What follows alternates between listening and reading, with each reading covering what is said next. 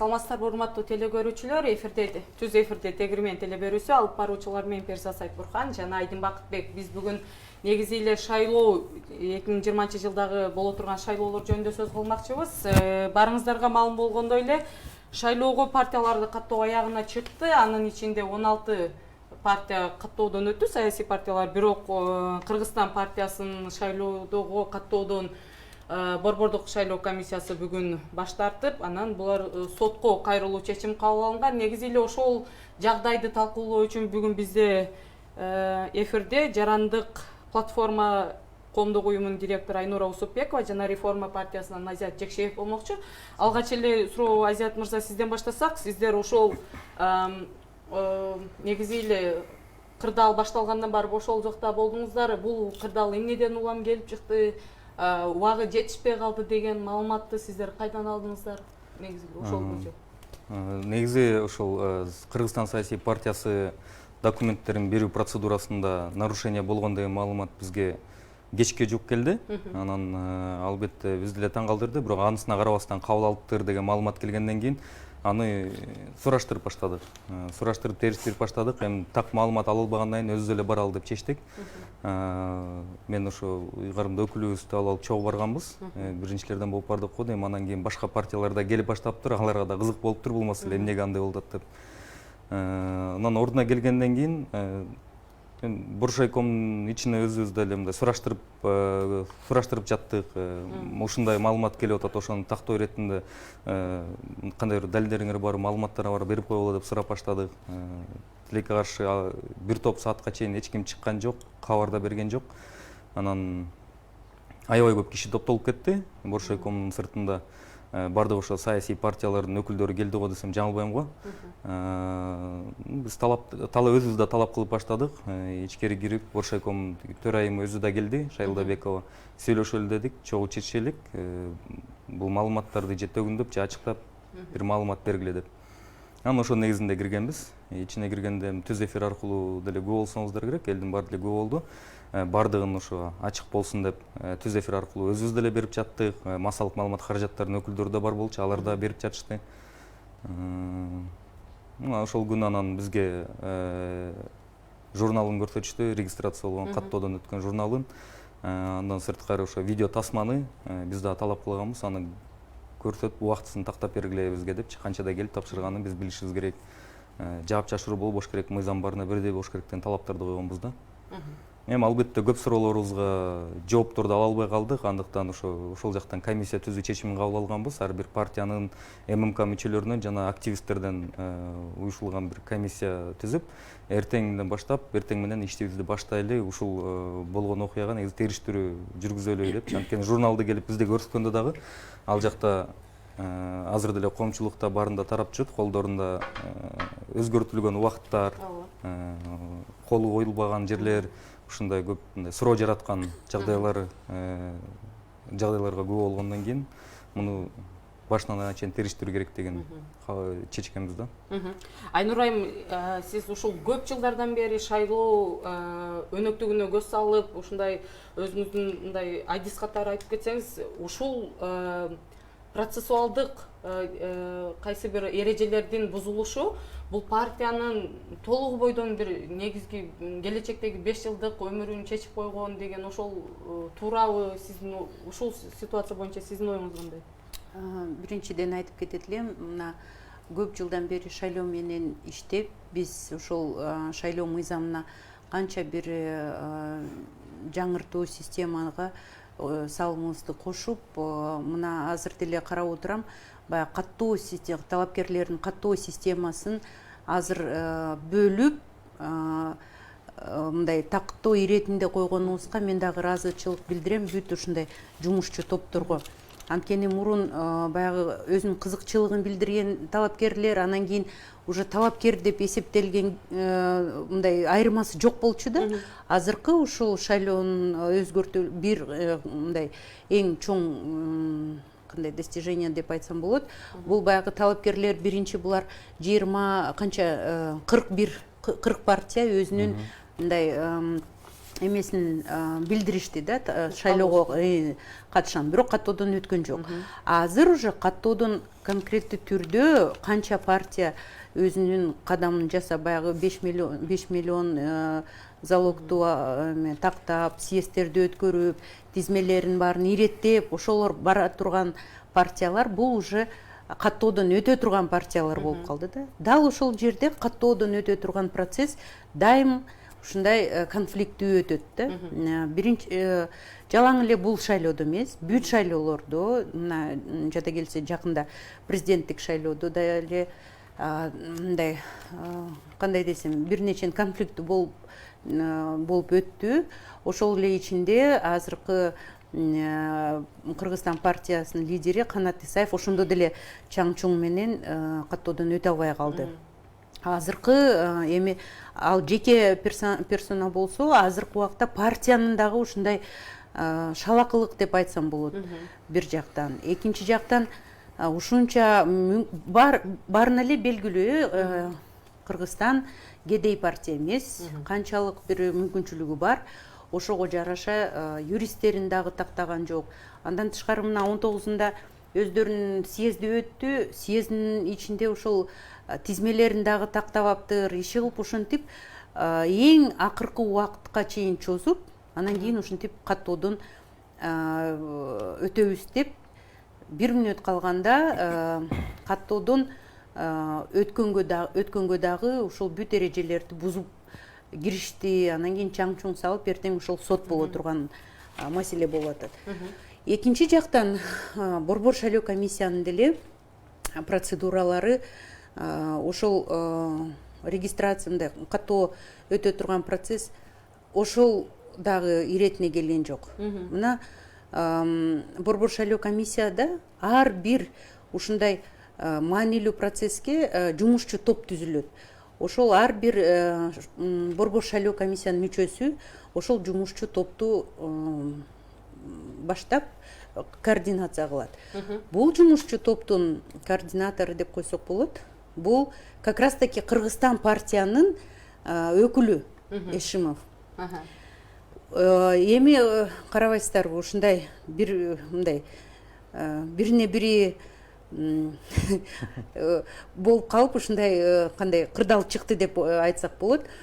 Биринчиден ошол жумушчу топ бүт эрежелерди тактап, процедураларын тактап, положенияларга канча бир өзгөртүү киргизип, ирети жолун, жумушун иреттеш керек эле. Журналдарын подшивка кылып, нумерация кылып, партияларга так ирети менен маалымат берип, кандай регистрациядан өтөсүңөр, анан кийин эртели кеч болбосо дагы баягы киргенде эшиктерди жабып фиксировать этсе, можно таң атканга чейин бүт документтерди ала берсе болот. Ошол эрежелер айтылбай калып, партияларга баягы көп партиялар кыргызчылык кылып, 1 мүнөт калганда шашып пушуп, жарым документтери бар, жарым документтери жок, ушинтип баягы эми чоң эмеге атталган кишилер, ушу чоң саясий эмеге, анан кийин ушундай процесске мындай тартиби жок, эрежеси жок кошулгандан кийин бизге жарандарга дагы бир чоң суроо жаратат. Кийин парламентке келгенде кандай ишмердүүлүгүн көрсөтөт деп биз дагы таң калдык. Кеченки ушундай инцидент бул эки нерсени көрсөтөт. Биринчиден, партиялар институт катары дагы деле түзүлгөн жок. Баягы акча, анан кийин тизменин эмеси, көйгөйү, анан процедурага катышканда бүт документтерди дагы чогултуш керек да. Ошол эрежелер менен. Ошолорду дагы алып келбей талапкерлер иши кылып, менин оюмча, ошол Кыргызстандын штабында ошол көйгөй болгон үчүн эң акыркы мөөнөткө чейин ушундай кыйынчылык менен документтерди жыйнай албай калышкан окшойт деп ойлойм да. А бирок эреже деген эреже, конституциялык мыйзамда бүт так жазылган. Саат 18:00 чейин борбор шайлоо комиссияда так келип, ошол бүт документти тапшырыш керек деп. А башка партияларда, мисалы үчүн силердин партияларыңарда канча күндөн бери ошол документтерди жыйнап атат, тизмелерди. Бул 1 сааттык иш эмес, 10 сааттык деле иш эмес. Бул вообще 1 жума процесс аябай татаал. Ошого даяр болбогон келип кеченки прецедент болуп калганга биз күбө болдук. Айнур айым, ушунак техникалык тактоолор боюнча да мыйзамда жаңылбасам жазылып турат да, саясий партиялар өзүнүн документтерин, тизмелерди, талапкерлердин анкеталарын жана бөлөк документтерди шайлоо күнүнө 40 күн калганда кем эмес бериш керек депчи. Эгерде биз 40 күн деп санасак, ошондо 24 август күн толук бүтүш керек да, 00дачы, түнкү 12дечи. Бирок эмне үчүн ошо 18:00 деп калганда? Бул конституциялык мыйзамда дал жазылган, сааты деле. Ал ошондой баягы сутка, тиги бул деген эсеп эмес. Бул негизи саат жазылбай калса, анда действительно саат 12ге чейин тапшырсаңардар болот эле. А эгерде сааты жазылып калганда, ошол рабочий күн бүткөн мөөнөтүнө жараша бүт документтерди алып келиш керек. Биз мисалы үчүн ошол ыйгарым укук өкүлдөргө, партияларга канча азыр онлайн окутуу өтүп атабыз. Бүт кайсы документтерди кандай келип, кайсы баягы электрондук системага талапкер дегенге кайсы документтерди тиркемелерди жасайсыңар, кайсы убакытта алып келесиңер, кийин копия кылып алып келесиңер деп үйрөткөнбүз. Ошол процессти мен оюмча ушундай партияларда көп эле, жалаң эле Кыргызстанда эмес, бүт партияларда мындай координация жок. Бир анткени шайлоо процесс башка процесстерге карата мындай майда нюанстары көп болуп атпайбы? Анан кийин ошол нюанстарды, эрежелерди кармалбасаң, кийин даже мисалы үчүн жалаң эле каттоодон эмес, каттоодон өткөндөн кийин эгерде эрежени кармабасаң, ошол каттоодон чыгарып калышка 1 эле минут. Ошондуктан ушунча каражат кетирип, ошол эле Кыргызстан, ошол эле тизмеге турган талапкерлер азыр аябай наразы болуп чаң-чуң чыгып атат. Бул негизи ошол координацияны, организационный, логистический момент аябай жаман өткөн деп ойлойбуз. Биринчиден Кыргызстанда күнөө. Андан тышкары Борбор шайлоо комиссияда ошол жумушчу топтун ким жетекчисинде анда дагы күнөө. Болбой эле бүт Борбор шайлоо комиссиянын төрайымына эме кылып атышат, мындай төңкөп коюп атышат, сын пикирлерди айтып атат. Бирок мына азыр дагы мүмкүнчүлүк менен пайдаланып айтып кетет элем.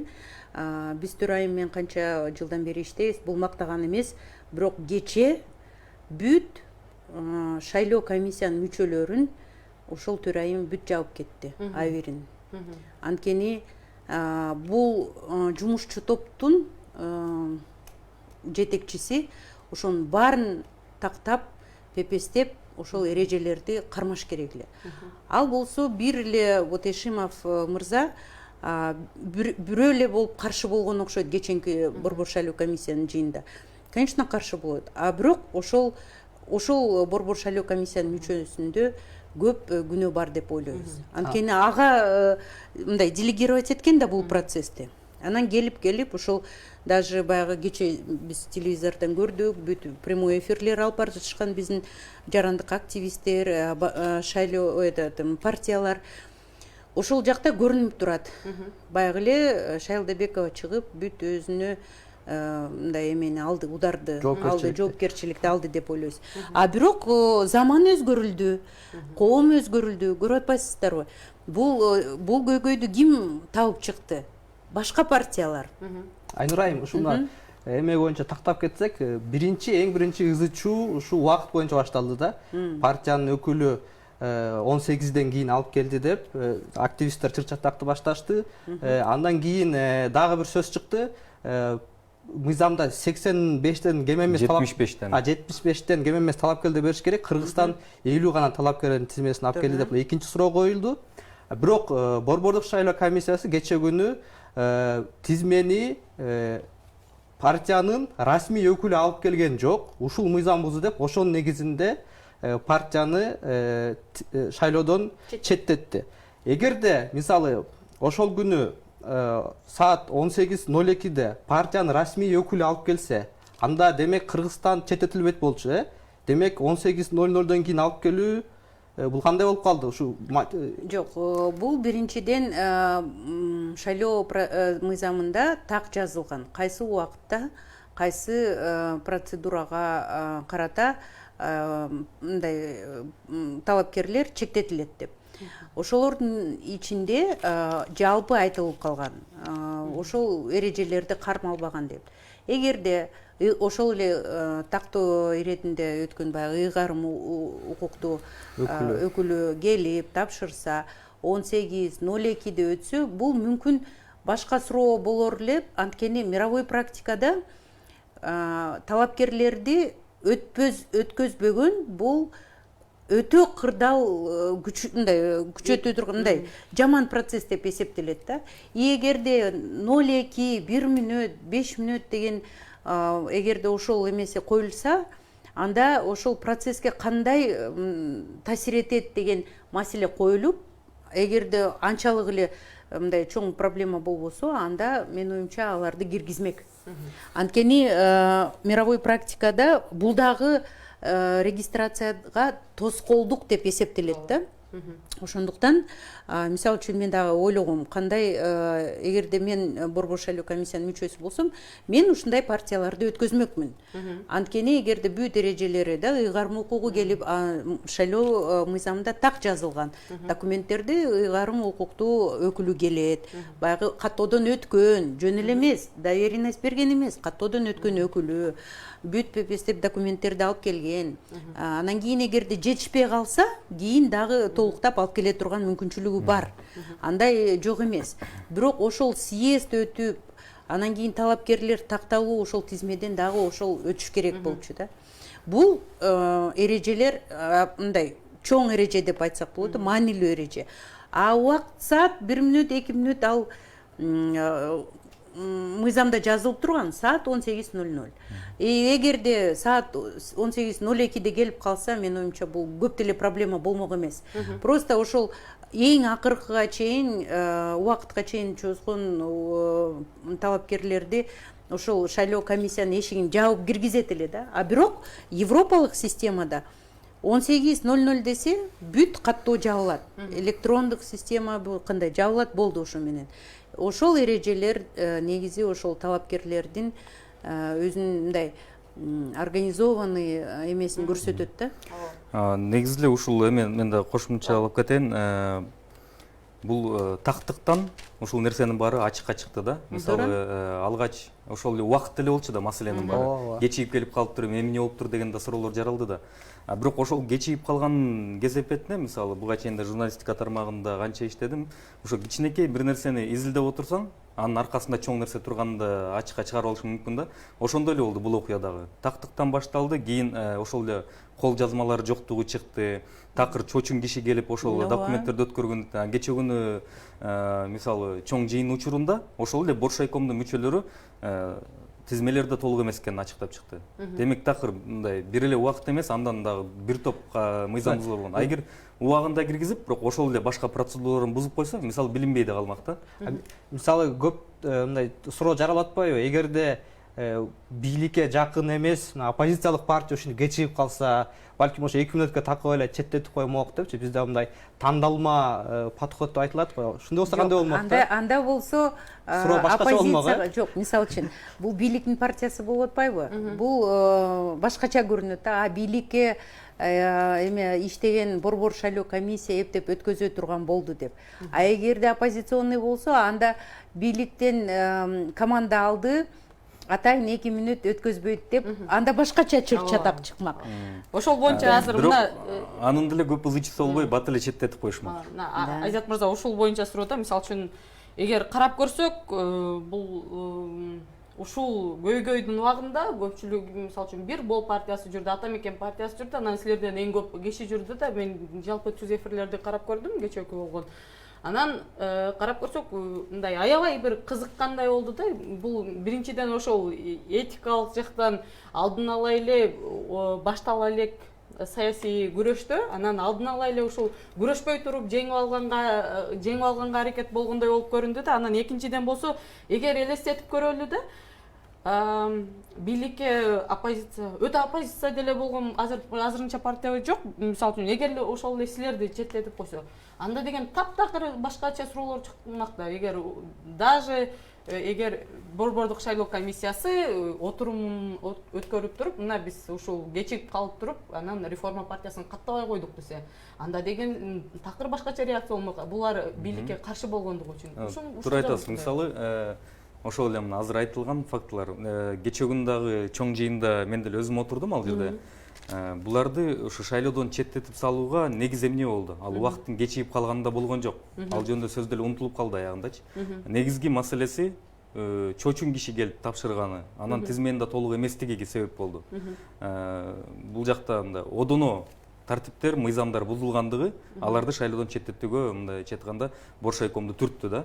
Эгер мисалы кичинекей эле жана убакыт эле маселе болсо, ошону эле мисалы башка саясий партияларда ошону эле айтып туруп алып, анан Кыргызстан партиясын ошонун негизинде эле четтетиш керек деген мисалы дооматтар коюлса, анда албетте башка саясий партиялар тарабынан да мындай этикага жатпаган бир аз эме болуп калмак. Анткени сиз айткандай күрөшүү жок эле жеңип алганга аракет кылып атышат дегендей. Бирок бул жакта бардык ошол жакта ушул процесске 2 күн аралашып катышып жүргөн саясий партиялардын максаты бардыгына бирдей мыйзам, бирдей тартип түзүлсүн дегенде талап кылынат да.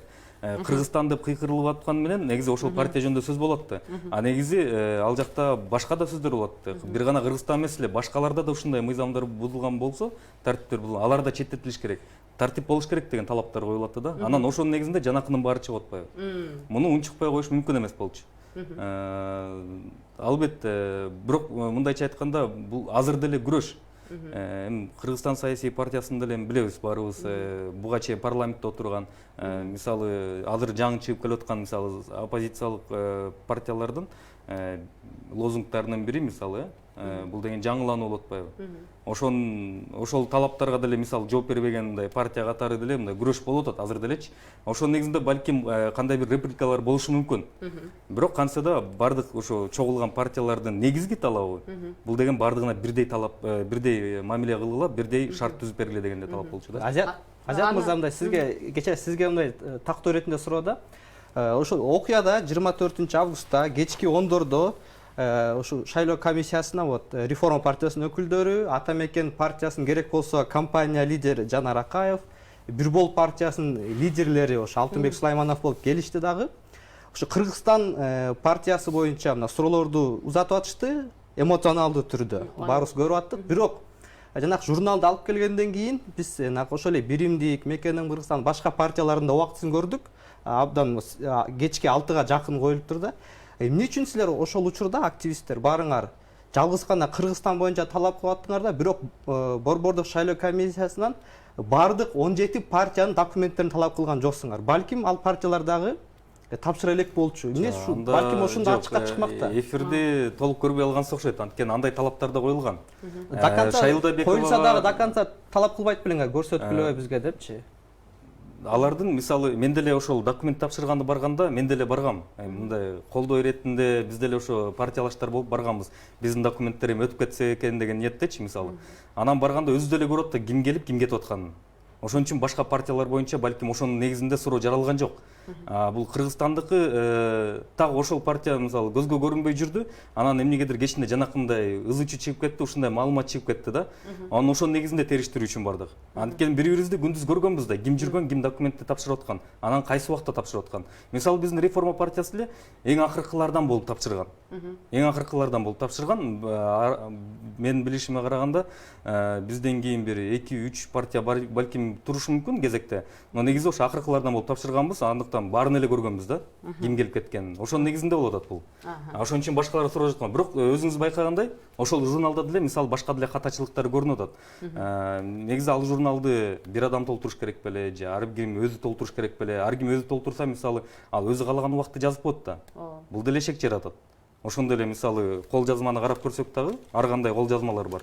Анан убактысын ал эми айтайын деген башка партиялар дагы өз убагында келсе дагы балким 30 гана тизмени көрсөтүп койгондур. Ушуну силер до конца иликтесеңер балким да көп мыйзам бузуулар чыкмак деген ойда. Ошол кечинде чогулганда, кечки 10дордо 11лерде ошо кирип Боршайком Шайлдабековдун өзү менен жолукканда дагы мен өзүм көтөргөм ошол маселени. Комиссия түзөлүп бүт баарын текшерели депчи. Бардык процесстерге көз салалы, мындай көзөмөл эмес. Аны деген ошол моментте текшериш керек. Түнү менен алып келип коймок да. Жок, ал моментте журналды биз араң алдык.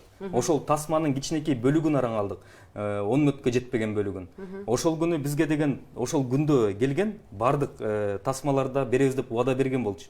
Биз ошону таң аткача эмнеге жүрдүк? Ошол тасманы күтүп отурдук. Бирок таңкы саат 4-төрдө, 4:30 болду эми алдабасам.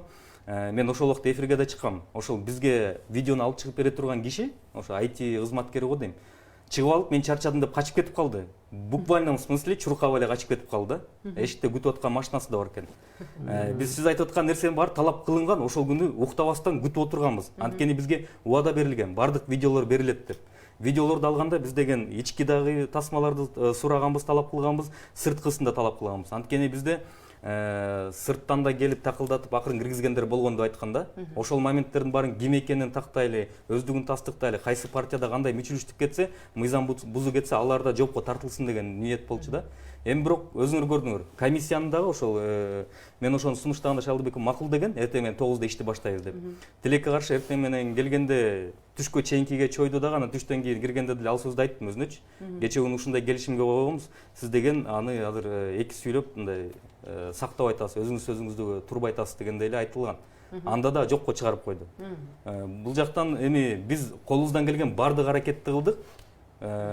Колубузда болгон далил Кыргызстан саясий партиясында болуп калды. А эгер тасмаларды алсак, балким башкалар да чыкмак. Ошондо кеп болуп атат да. Мисалы үчүн азыр Айнур айым сизге суроодо негизи эле бул ошол каттоо дептерчесин карап көрсөк. 17:55-тен 18:00-га чейин каттоо боюнча бир 6 партия кириптир да 5 мүнөттүн ичинде. Анан биринчиден алардын катар тизмеси дагы өзгөрүлүптүр. Мисалы үчүн ошол эле 14-чү болуп турган Ордо партиясы 16 деп өзгөртүлүп, 13 менен 14-түн ортосуна Мекеним Кыргызстан жана Биримдик партиясын кошуп коюптур да 13-14 деп. Анан негизи эле процессуалдык жактан карап көрсөк, ошол бир мүнөттө бир партияны бардыгын муну алып келди, муну алып келген жок деп текшерип каттоого мүмкүнчүлүк бар беле? Мисалы үчүн буга чейин ошол сурооңузду айтып кетет элем. Бул шайлоо былтыркы 15-жылкы парламенттик шайлоо менен айырмасы абдан көп. Биринчиден коомчулук өзгөрүлдү, цифровизация болду. Анан кийин саясий атаандашуу мына ошол убакта жаратылып, биринчи Кыргызстанда реальный атаандашуу система башталды деп мындай далилдеп кетсек болот. Анткени бул партиялар, талапкерлер лишний мындай гонкадан чыгарганда буларга жеңилдик түзөт да, иши дагы бир конкурент алып койгонго деп коелу. Ошон үчүн ар бир партия өзүнүн бүт эрежелерин кармап, анан кийин коюлган эрежелерди карап, анан кийин ошолорду аткарылса, ошончолук бул гонкада көбүрөөк калат да. А так бүт партиялар заинтересованы поменьше осталось, чтобы кандидатов деп. Ошон үчүн булар аңдышат бири-бирин. Бул мындай здоровый конкуренция деп эсептесек болот. Бирок сиз айтып атпайсызбы, булар келип текшериш керек эле, анан талкалаш керек эле, анан кийин ушунуш керек эле. Биз дагы көрдүк. Мисалы үчүн баягы негизи саясий процесс жөн гана өтпөйт, бүт конфликт менен өтөт. А бирок конфликтте эгерде ушундай баягы өкүргөн кыйкырган кишилерден баштап, мисалы үчүн мага вообще абдан мындай жаман көрүндү да, Тилек Токтогазиев мага ушундай бир жакшы жаш муун деп эсептесек, өзүнүн мындай начар эмесин көрсөттү да, мындай будущий мындай келе жаткан политикада мындай токтоо кишиге көрүнгөн жок мага. Андан тышкары бул баягы спортсмен кишилер келип, ошо мамлекеттик имаратына келип, жөн эле ушундай разборка жасаганга андайга жол жок болуш керек. Эмкисинде негизи бул борбор шайлоо комиссия өзүнүн процессин ушундай уюштуруш керек да. Андан тышкары сиз айтып атпайсызбы, ошол жакта текшериш керек эле, сиз болсо келип ошол шайлоо комиссияга саат 2-ге эмес 9-га өткөргүлө деген мындай кандай десем, негизги ишине тоскоолдук жок, культура, политическую культуру, Саясий да, маданият. саясий маданиятты ушул эмитен көргөзүп атасыңар. Мына мисалы үчүн жарым электорат уже карап ойлоду, булар ушундай экен. Тигилер болсо жакшы азамат, мындай мисалы үчүн аттарын айтпай эле коеюн да. Ушуну талап коюп, мисалы үчүн сиздин дагы эмеңизди, видеоңузду көрдүм. Ошол маданиятка жеткенге чейин ушундай баягы жырткыч процесс боло берет деп эсептесек болот да. Бирок ошол эле убакта мамлекеттик орган бүт системасын так жасаш керек. Ага чоң мыйзамдуу түрүндө талап. Бул жакта шайлоо комиссиянын процесси, ошол жумушчу топ уюштурулган баягы аппараттын немелери, бул дагы туура эмес алып барылган. Аны действительности биз деле мындай биз байкоо жүргүзбөй калдык. Биздин организация азыр мыйзам түрүндө иштеп калды көбүнчө эксперттүү. Бирок ошол жакта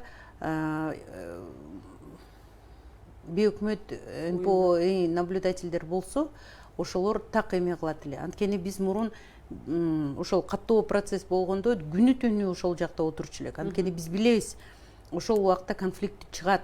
Анан кийин булардын добушу, үнү мындай беспристрастный болот да. Ошолор айтмак, булардын өкүлдөрү келди, булардын өкүлдөрү кеч келди деп ошол өзүнүн баасын берсе, талапкерлер ишенип калмак да.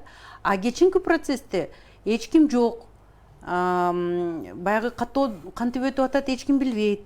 Анан кийин партиялар улам келип чыгып атат, ушундай башаламан. Бул жакта процесс мындай каттоо процесси так болуш керек эле. Саат 18:00 болду, эшик жабылды. Терезелер дагы. Терезе бүт мындай чочун кишилер ошол процесске катышпайт эле. Кирип, ошол убакта мындай порядковый номерде коюлса болот эле. Ошондо баягы сиз айтып атпайсызбы, 57, 58, 59 ошол убакытты кое берсе деле болот. Анткени эшик жабылды да. Ошонун ичинде баягы биз шайлоого катышканда билесиздер, саат 20:00 жабылат. Анда шайлоочулар ар кайсы процесске катыша берет да, бирок ошол саат 9-10го чейин катышса болот. Ошол процессти так эрежеси менен ошол жумушчу топ жасаш керек эле да. Айнурайым, сиз айтып атпайсызбы, ошол жакта Борбор шайлоо комиссиясынын 24 август күнүндөгү окуяда мисалы башка партиялар өзүн анча мынча агрессивдүү алып барды, саясий маданият көрсөтө алган жок депчи. Бирок ошол эле учурда Кыргызстан партиясы катары өзү саясий маданияттын үлгүсү эмес да, себеби алар деле конкуренттерин сыйлап, убагында документтерин тапшырбай, бул конкуренттер эмне болуптур, биз бийлик менен жакынбыз, биз бийликтен эме алганбыз, ал менен жакынбыз, биз каалаган убакта келебиз, каалаган убакта кетебиз, каалаган кишини жиберебиз деген мындай өңүттүү мындай жүрүм турум жасады да. Ошон үчүн булардын чипи чыгып атпайбы? Анткени булар өзүнүн Эгер биз ошентсек кетпекпиз, унчукпай эле. Булар өзүнүн мындай самоуверенный сезишкен да, мейли, анда биздин өкүлүбүз жумушчу топтун башчысы, если что айтып коебуз, мындай эле жазып коет деп ойдо да, мен оюмча. Мен эми айта албайм, бирок эгерде ошол жетекчиси Кыргызстан партиянын эмеси өкүлү болсо, айтат да, мындай давайте жазып койгула. Алардын жүрүм туруму ушундай ойго алып келип атат да бизге делечи. Бизге дагы ошондуктан ошондой болбос үчүн бүт эрежелер, процедуралар ачык болуш керек эле. Мына ушундай процесс өтүп атат. Бирөө чыгып, ошол жумушчу топтун бирөөсү чыгып, мына урматтуу партиялар, силер барыңар келдиңер, саат 18 азыр эшикти жабабыз, каттоодон өтө тургандар киргиле, калгандарыңар чыккыла деп ушундай процесстерди ачык айтса, анда ушундай суроолор жок болот эле. Мисалы үчүн ошол эреже кармалган жок, башаламан, баягы ручка менен чийип, анан кийин ушундай болуп аткан, ал дагы суроо жаратат. Бирок ошол цифровизацияда талапкер деген эме бар да, сайтта. Ал алдын ала ошол талапкер системага бүт документтерди тапшырыш керек эле. Кийин мындай кагаз түрдө алып келиш керек эле. Ошол процесстерди да караш керек. Бирок кеченки окуя коом өзгөрүлүп баратат деген баа берсек болот. Эгерде коом өзгөрүлсө, анда ушундай мамлекеттик органдар өзүнүн так жумушун жакшы жасайт деп ойлойбуз. А эгерде булар сурабаса, анда ошол эле бойдон калып калат. Анан ызы ичүү боюнча да бир нерсени кошуп кетким келип атат. Анткени алгач биз барганда биз өзүбүз эле төшүктү каккылап, мисалы бизди киргиз деген андай ой дагы сөз да болгон эмес. Биз акырын эле барып, биздин мына мыйзамдуу өкүлдөрүбүз бар ар бир партиянын. Ошолорду эле киргизгиле, алар өздөрү эле тактап чыксын деп айтканбыз. Жөн эле эшик жабык бойдон туруп алды, бирөө чыгып мени азыр деп коюп, ошо боюнча кетип калып атты. Анан аягында биз деле 2-3 саат, 4 саат туруп анан тажайсың да. Анан эшиктерин катуураак тыгылдаттык. Анан ошондо чыкканда анан киргизгиле дептир да. Ошентип кирип барганбыз. Эми баарыңар деле кирсин дептир. Ошол эшикте канча киши жүрсө, ошонун баары кирип барып анан жанакындай бир аз ызычуу болду окшойт да. А негизи бул маселе оңой эле чечилмек. Биздин эле ар бир мыйзамдуу өкүлдөрүбүз бар. Ошолор эле кирип, өздөрү эле териштирип, бат эле тынч обстановкада чечип коймок. Бул жакта мындайча айтканда алдын алым көрүү болбой калдыбы БШК тараптан? Билесизби, 15-жылы баягы бир шайлоо комиссия участкада, жок, 15 эмес, 10-жылы шайлоо процесске биз күбө болгонбуз. Бүт саясий партиялардын мүчөлөрү бир участкада ушундай вброс болгон экен да. 150 адам келип ошол бүт шайлоо комиссияны курчап алып, бакыш шайлоо комиссиянын мүчөлөрүн ошакта өлтүрөбүз деген ушундай ошого чейин жеткен да. Ошого салыштыруу азыркы процесс вообще-то мирный деп ойлойбуз да. Анткени бул процесс башка эмеге уровеньге чыгып баратат да. Бул мисалы үчүн реформа дагы 2-3 партия кошулуп өзүнүн арызын жазышты, укук коргоо органдарга кайрылышты. Андан тышкары эртең сот болот. Соттун чечими кандай болот? Мисалы үчүн Борбор шайлоо комиссия өзүнүн чечими менен өзүнүн баягы эмесин көрсөттү. Кандай десем, более беспристрастность показал, да? Калыстыгын көрсөттү. А эгер эртең сот кандай чечим кылат? Ал сот мисалы үчүн мүмкүнчүлүк берип койсо Кыргызстанга, анда сот системага дагы суроо. Анда дагы ушундай мындай бүт партиялар ызычуу жасайт да. Ошондуктан ошентип атып эле шайлоо процесс өнүгүп баратат. Алар ушундай мындай окуялар болбосо, анда мүмкүн болбой калат эле. Азият мырза, сизге суроо да, мисалы үчүн сиздер азыр өзүңүздөрдү мындай бийликке оппозициячыл партия катары деп тааныштырып жүрөсүздөр. Анан ошол эле учурда сиздердин кайрылууңуздар чыкты да бул окуядан кийин. Анан ошолдо кайрылууңуздарда сиздер кайрылууну улуттук коопсуздук кызматына жолдоптсуздар да. Анан суроо кетет экенде, эгер азыркы учурда чын эле улуттук коопсуздук кызматы Борбордук шайлоо комиссиясынын ишине аралашса, эми биз билебиз да, улуттук коопсуздук кызматы деген акыркы убактарда бүт жарандык активдүүлүктү, сөз эркиндигине аябай көп оорчулуктарды келтирип, аябай коркутуп, үркүтүүлөр менен мындай алек болуп келүүдө да. Анан сиздерди өзүңүздөрдү биз либералдуу, анан оппозициячылбыз деп туруп, анан кийин аябай калыс чечип кабыл алынган БШК Борбордук шайлоо комиссиясынын башчысына деген укук коргоо улуттук коопсуздук кызматынын карасын деген, эми бул кандай кабыл алса болот да? Азият, мындай айтканда өзүңөр запкы жеп жүргөн уюмдан кайра жардам сурап аткан. Жок, Азият азыр айтып баштаса, кандай бул реформа, анда үгүт компаниясына кошулат деп мындай болуп калышы мүмкүн да. Жок, мен ошону мындай жалпы эле жооп берип коеюн да, мындай үгүткө да окшобосун, эчтеке окшобосун. Бул негизи мыйзам ченемдүү иш-чаралар да. Кайрылууну жасашыбыз керек. Жөн эле эшикте туруп кыйкыра бергенден пайда жок, мисалычы. Анан мыйзамда кандай жолдор каралган болсо, мындай конфликттерди чечүүнү анын баарын кылышыбыз керек. Мамлекеттик орган болгондон кийин ишенсек те ишенбесек те аларга кайрылышыбыз керек, арызыбызды жазышыбыз керек. Анан алардын кандай чечим чыгарат, ал башка маселе. Алар эгер албетте мыйзамсыз бир чечимдер чыгарса, ага да жооп кайтарабыз биз. Анда деген айтышат, сиздер өзүңөр бизди чечкиле дебедиңер. А биз ошентип башка ким бар чече турган? Мен мисалы жоопкерчиликти мага бергиле, мен азыр өзүм чечем баарын. Бирок жоопкерчилик менде жок да. кантип чечесиз? Ошо менде жок да ал жоопкерчилик, ошол айтып атпаймынбы? Эмне кыласыз? Сиздердин оюңуздарча ошондо деген азыр деген улуттук коопсуздук кызматы келип туруп Шайлдабекованы түрмөгө алып кетиш керек беле? Көптөгөн саясатчыларды алгандай болот. Ал жакта ошо кайрылууда түрмөгө алып кеткиле деген сөз туурабы? Жок, негизи да ошол эми улуттук коопсуздук кызматы Суроолордо мындай азыр берели болуп да. турду. Ал жакта кайрылуунун себеби мисалы биз айтып атпаймынбы, буга чейин айтпадымбы? Шайлдабекова өзү менен сүйлөшкөндө дагы жана видео тасмаларды бизге берсеңер биз деле мисалы өзүбүз деле кылып коебуз аны. Өзү деле териштирип иликтеп коебуз деп ал да болду. Бирок тилекке каршы андай жооп алган жокпуз да. Бизге жөн эле мындай эшикти жаап коюшту, тасманы да берген жок. Башка нерселерге да мындай жолду бууп коюшту да. Ошонун негизинде эртеси күнү эртең менен ошондой кайрылуу жазуунун чечим кабыл алынды. Партиялар бириктик, мондай кайрылуу жолдоп коелу. Алар деле эсине алып жүрсүн. Биякта коомчулук, баланча түкүнчө партиялар бул процесске көз карап турат, көз салып турат. Анан мондай талаптарды коюп атат деп. Ал жакта по пунктам жакшы окусаңыз ошол жакта жазылып турат по пунктам. Видео тасма туурасында мондай тартип бузуулар болду, мыйзам бузуулар болду, ошолорду териштирип бергиле деп. Ал жакта бирөөнү кама же тигинт мынт деген эч кандай эме жок да. Ал генералдык прокуратурага жолдошуш керек го дейм менимче. Жок, булар негизи саясий партиялар абдан жакшы ошол процессти көргөзүп атат. Мындай обращенияларды, кайрылууларды укуктуу органдарга кайрылып атышат. Бирок эгерде оппозиция болсо барып эле ошол жакта разборка кылгандай биз ал убакытты өтүп кеттик. Ошондуктан булар мыйзам чегинде бүт процедураларды сакташ керек. Арыз жазышат, кайрылуу кылышат. Кайрылууну укпаса митингге чыкканга дагы мүмкүнчүлүгү бар. Туурабы? Бүт конституционный формадагы өзүнүн протесттерин көрсөтсө бар.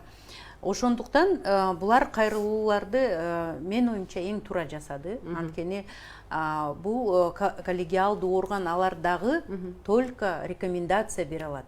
Алар келип алып эле, бирок сиз айтып атасыз, шайлоо комиссия Шайлдабекова. Булар 12 адам. Баары тең. Баары тең чечимге сөзсүз эме болушат. Анан жоопкерчиликке дагы тең укуктуу да. Бирок ошол изилдөө жасаш керек. Расследование, следствие. Бул партиялардын эмеси эмес, функциясы эмес.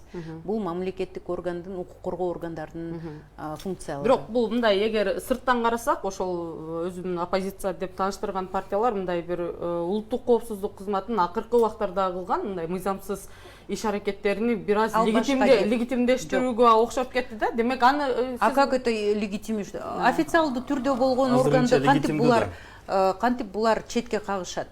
Бул оппозиция болобу же бийлик болобу, бул негизи мамлекеттик системада болгон ушундай алда коомдук эме уюм болуп атат да. Салык төлөөчүлөрдөн айлык алган уюм. Туура. Бул гражданский активизм деген башка. Булар негизи мамлекеттик органдарга ачык процесстерди ошолорду талап кылышка мүмкүнчүлүгү бар. Бирок ошол эле убакта мамлекет тарабынан көп маалымат жабык болуп аткан үчүн. Жок, Перизат коллегамдын оюндай толуктап кетким келет да. Суроо бул жерде эме болуп атат. Ошол эле реформа партиянын өкүлдөрү, ошол эле Клара Айым Сооронкулова, Рита Карасартова, башкалар буга чейин улуттук коопсуздук кызматын көп сындап келген. Реформалаш керек. Мисалы, жалгыз эле чалгындоону калтырыш керек, саясий иштерге килигишпеш керек деген тезистер бар да. Алар эми бирок кайра суроону ачпайбы? Кечирип коесуз, ошон үчүн Ген прокуратурага кайрылса болот эле да. Булар эми прокуратураны реформалаш керек да, мисалы. Жок, булар эми ошон үчүн саясий системаны өзгөртөм деп, ошон үчүн ошол аттанып атпайбы ошол процесске баргандан кийин мүмкүнчүлүк болгондо өзгөрүлтөт. Азыркы убакта азыркы системага караштуу мамлекеттик органдарга өзүнүн эмесин жиберишти. Мындай саясий маданият жөнүндө сөз кылып кетпедикпи суроода? Ошол 24-түндө кечки окуяда Атамекен партиясынын өкүлдөрү келди. Ошол эле депутат Жанар Акаев буга чейин Кыргызстан партиясы менен жаңылбасам 3 жыл Атамекен партиясы көпчүлүк коалициясында турган. Азыр Алтынбек Сулайманов келди, Бир Бол партиясынын лидери, фракциянын лидери. Азыркы учурда Бир Бол менен Кыргызстан көпчүлүк коалицияда да. Алар бирге өкмөттү түзгөн, өкмөткө жоопкерчилик алышат. Анан ушул саясий анан келип Кыргызстанды мындай айтканда, орус тилинде айтканда жаман тапит этишти да. Шайлоодон четтет салалы, биздин конкурент алдын ала айткандай алып коелу деп, чага өздөрүн жеңип болот да. Ушу саясий маданиятка кандай келип калат да? этикалык суроо да. Жакшы, действительности жакшы суроо. Анткени азыркы жогорку кеңештин бүт составы жаңы мындай курамы парламентке жаңы курам келгенге чейин булардын мөөнөтү чектелтилбейт. Бирок практикалуу түрдө мындай сентябрдан баштап көрөсүздөр эң көп дегенде 5-6 жолу отурумга чыгат, калгандары уже каттоодон өткөндөрү бир партияга чуркаган иши кылып ушундай өкүлдөр көп болот. Уже даже иш жок болуп калат да. Негизи бул парламент өзүнүн эмесин аткарбайт.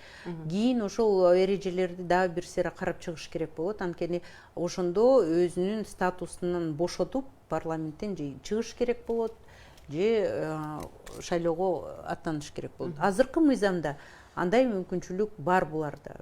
Парламентте дагы болуп, башка партиянын өкүлүнө тизмеге барганга мүмкүнчүлүк бар. Өзүнүн жеке эмесин жазып коюшат да, убактылуу өзүм эмемди полномочияларымды чектетилет деп.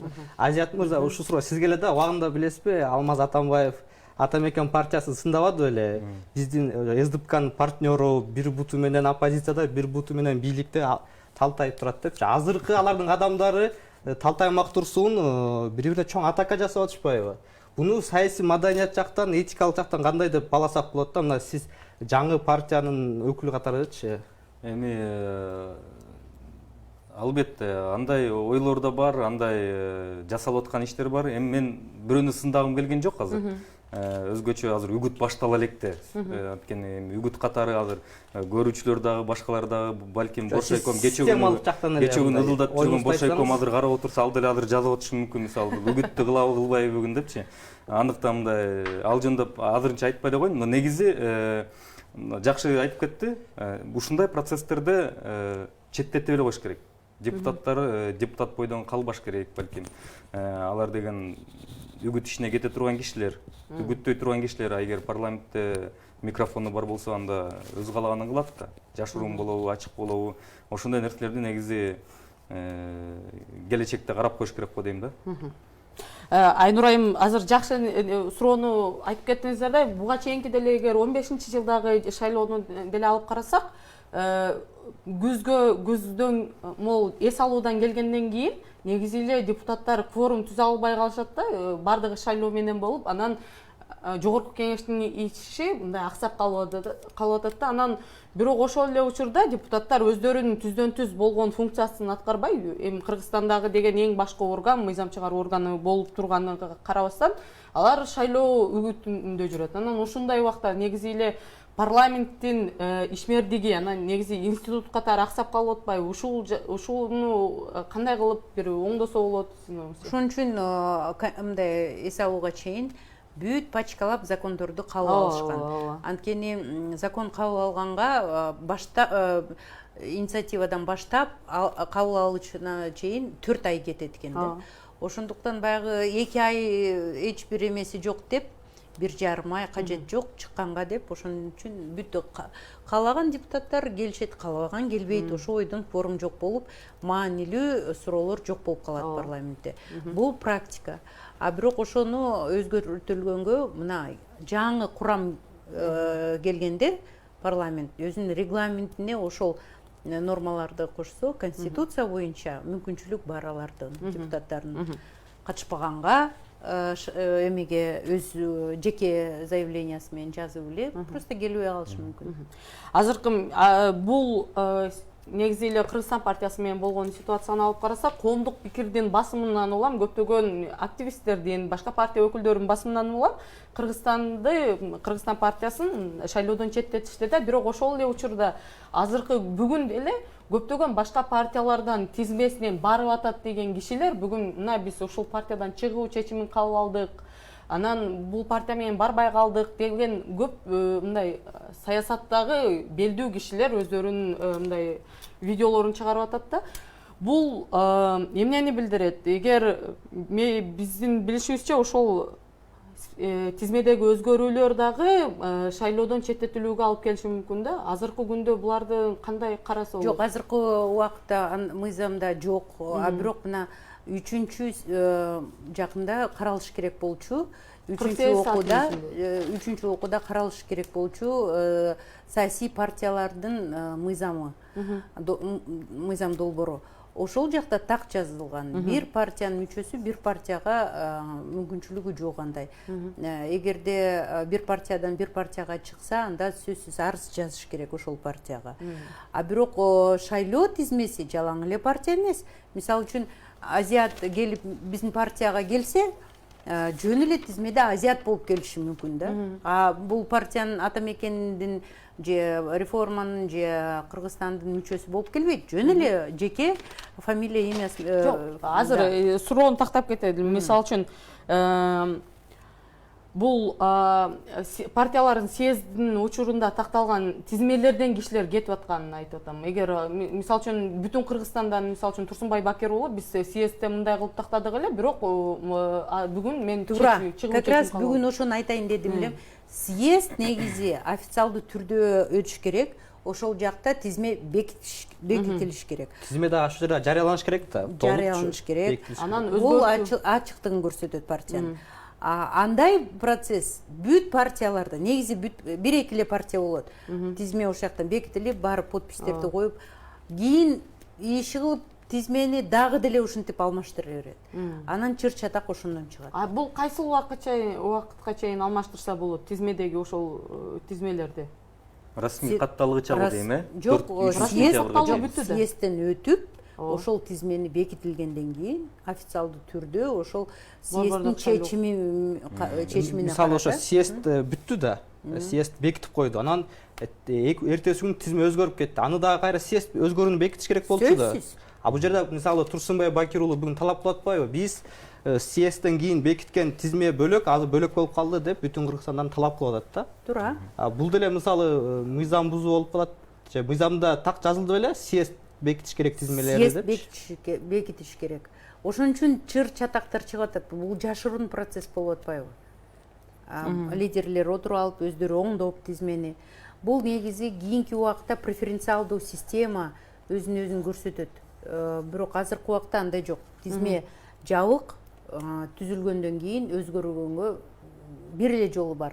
Же өзү талапкер өзүнүн заявлениясын жазыш керек болот, же эгерде дүйнөдөн кайтса ошондо гана. Ушул окуядан кийин ой жаралап атат да, Кыргызстан партиясы эмне мынча кечигип келди деп, балким аякта дагы жалаң капчыктуулар чогулган, тизме боюнча талаш тартыштар болуп кетип, ушун кечигип калды деп. Негизи мына Кыргызстанда саясий атаандаштык шайлоо процесси конституцияда, анан конституциялык мыйзамда так бекитилген да, көрсөтүлгөн саясий атаандаштык. Ал жерде абдан демократиялуу, либералдуу.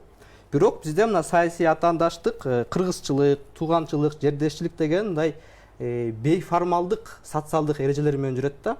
Мисалы ошо Кыргызстандын окуясы ушул бейформалдык социалдык эрежелерди өзгөртө алабы? Ишенсеңиз, бир дагы партияда ушундай эреже сакталбайт. Бир дагы партияны көргөн жокмун. Баары бир биринчи 10 же 20 тизменин өкүлдөрү эле түзүлөт, эң жакшы болгондо. Кийин калгандарын мындай эле тизип коюшат. Вообще-то бул партиянын съездинде быйыл просто ошол ковидтин аркасынан дагы мындай съезд 50 адам, анан кийин бүт съезд өткөрүлбөй калбады. Ошондуктан дагы ушундай кыйынчылыктар болду да. Негизи съездингө баягы делегаттар келет дагы, ошол жактан тизме жабылат и шайлоо комиссиянын эмесине берилет. Бул жакта 50 адамдан 50 адам, ошондуктан мындай жыйынтыгы жок болуп калды дейбиз да, мен оюмча. Акыркы күнгө чейин жалаң эле Кыргызстан партия эмес, көп талапкерлер, менин оюмча биз мындай байкоо жүргүзгөн жокпуз, бирок менин оюмча ушундай болгон деп. Айнур айым, мындан бир жакшы суроо чыгып атат да. Мына Турсунбай Бакир уулу да бүгүн интервьюсунда айтты, Аки престе. Менден бүтүн Кыргызстан партиясынын лидерлери $200,000 сурады, ошон үчүн эгерде $200,000 тизмеге алдыраак чыгабыз депчи. Көптөгөн азыр суроо жаралып атат, балким Кыргызстан партиясында дагы жалаң капчыктуулар го чогулган. Алар дагы ушу тизме боюнча тизмедеги орун боюнча мындай тартыштар болуп кечип калды. Анан жалпы жеке партиянын иши. Албетте жеке партиянын иши, бирок суроода Кыргызстанда шайлоо ушунча кымбат турабы? Шайлоо компаниясы ушунча кымбат турабы? Мына сиз ушу көп жылдан бери шайлоону алып келет, шайлоонун адиси болуп жүрөсүз, аралашып. ушу чын эле ушунча кымбатпы Кыргызстанда шайлоо? Эми 2 миллион шайлоочу үчүнчү? Шайлоо өзү деле аябай татаал процесс. Кымбат, организациялык түрдө аябай кыйын. Бирок эгерде мындай нактак партия болсо, бул процесс шайлоонун алдында эмес, шайлоого чейин эле эрежелер түзүлөт. А бизде тилекке каршы партия институту жок болуп атпайбы? Ошон үчүн негизи бул проекттер деп эсептелебиз. Эптеп эле ошол жогорку кеңешке кирип, анан кийин депутат креслоны алып, эң жок дегенде аппаратка барам, мамлекеттик аппаратка, же жок дегенде ушундай мамлекеттик ишканага кирем же депутат болом деген ушундай бизде мындай эме бар да, культура бар. Шайлоо негизи кымбат эмес. Аябай эле арзан. Да. Болгону учурдагы бир топ мүчүлүштүктөр бар, анан атайын бут тосуу үчүн жазылып чыккан мыйзамдар бар, тартиптер бар, ошолордун баары кымбаттап салган да. 5 миллион көрөнү мисалы биз кантип жарыялап отуруп, элдин баарына жалдырап отуруп, мисалы чогулттук да. А эгер ошону мисалы миллион кылып койсо деле жок дегенде өзүбүз карыздасак да таап төгүп коймокпуз да, ызы чыгылбай элечи мисалы. Ал деле бир маселе. Анан үгүт иши дагы эң көп акча ушул үгүт ишине кетет. Ал жагындагы өтө жөнөкөйлөтүп койсо болмок да. Ошол жакта мисалы шайлоо фонду болот ар бир саясий партиянын, ченеми жок десек болот, канча 100 миллионго чейинчи. Ошондо минималдуу эле кылып коюп, баарына бирдей эле шарт түзүп койсо, мунун баары маселе чечилмек. Жок, бирдей шарт баарына түзүлүп атат. А бирок мүмкүнчүлүктөрү ар бир партияныкы башкача, ар кандай болуп атпайбы? Сөзсүз түрдө Эгерде бир партияда демек теңдеш керек да. Мисалы Германияда теңделген айтып атам да, кечире сайын Нуржи. Чекти айтып атам да, эгер баарына бир чек коюп койсо, мисалы каналдар бар, мамлекеттик же ушундай каналдар бар, ошолордон баланча убакыт берилет. Дебаттар аркылуу өзүңөрдүн программаңар менен урушуп талашкыла, пожалуйста, болду, башка эчтекенин кереги жок деп.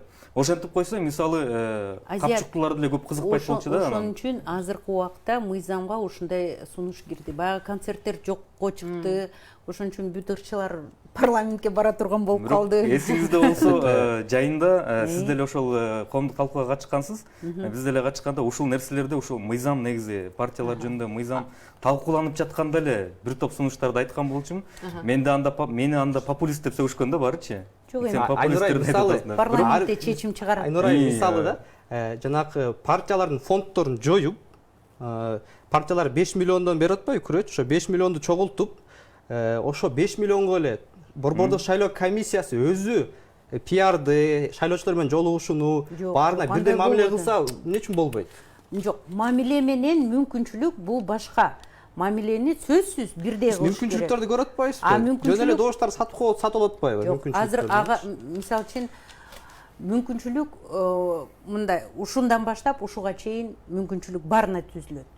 А бирок ар бир талапкер ар бир системада, мисалы үчүн реформа чуркап жүрүп өзүнүн 5 миллионун эптеп таап алышты. А үгүт компанияга булардын акчасы барбы? Жокпу? Билбейсиң да, ошол дагы да. Сиз билесиз да, мүмкүнчүлүк мына. Сизди карап атпайм. Мисалы, мыйзамда партия фондуна 300 миллион сомдон ашык акча сарптай албайт. Чек коюлган. Ошо, бирок ошо 300 миллион сомго мисалы партия 1000 сомдон эле добуш сатса, 300 миң добуш алып коет. 2 миллион алса, 150 миң добуш сатып алса болот. Азыркы укук системада ага дагы бөгөт коюлган, ага дагы штраф. Эгерде талапкер менен байланыш болсо, ушундай бир кармалгандан кийин бул как раз регистрациядан чыгып калышы мүмкүн. Ошондуктан буларга дагы аябай риск. Добуш сатып алуу деген азыр уже биз канча 4 жыл күрөштүк ошо менен. Мурун жеке айыпта эле да, азыр публичный айыпта. Ошон үчүн факт далилдесе, булар бири-бирин карап эле ушинтип билгизип коет укук коргоо органдарга. Тиги партия тигинтип атат деп. Милицияларга как раз азыр окутуп өтүп атабыз, укук коргоо органдарга. Алар таң калып атышпайбы дейт. Биз кыйналган деле жокпуз дейт. Партиялар бири-бирин эле айтып коюшат. Ошол жакта факт болуп атканда биз барып эле чыгып биз иликтейбиз. Бирок эгерде азыркы убакта адам акча алганга ошого дагы айып болуп коюшат. Бийликке жакын партиялар таратып койсо, ошолорго кандай тандалма мамиле болбойбу деген эле коркунуч да.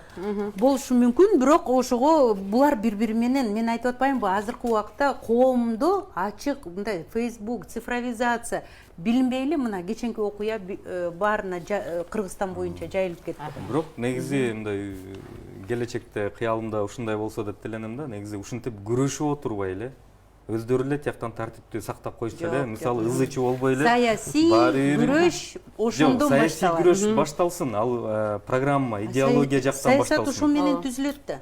Идеология жагынан, программа жагынан күрөш аягына чыгып калыптыр. Урматтуу коноктор, келип бергениңиздер үчүн чоң рахмат. Урматтуу телегөрүүчүлөр, биз бүгүн түз эфирде негизи эле шайлоо алдындагы могу партияларды каттоо убагында чыккан көйгөйлөрдү, талаш тартыштар жөнүндө талкуу кылдык. Бизде конокто Жарандык платформа коомдук уюмунун директору Айнура Усупбекова жана Реформа партиясынан Азият Жекшеев болду. Алып баруучулар мен Перзат Сайтбурхан жана Айдын Бакытбек. Кийинки берүүлөрдөн көрүшкөнчө сак саламатта туруңуздар.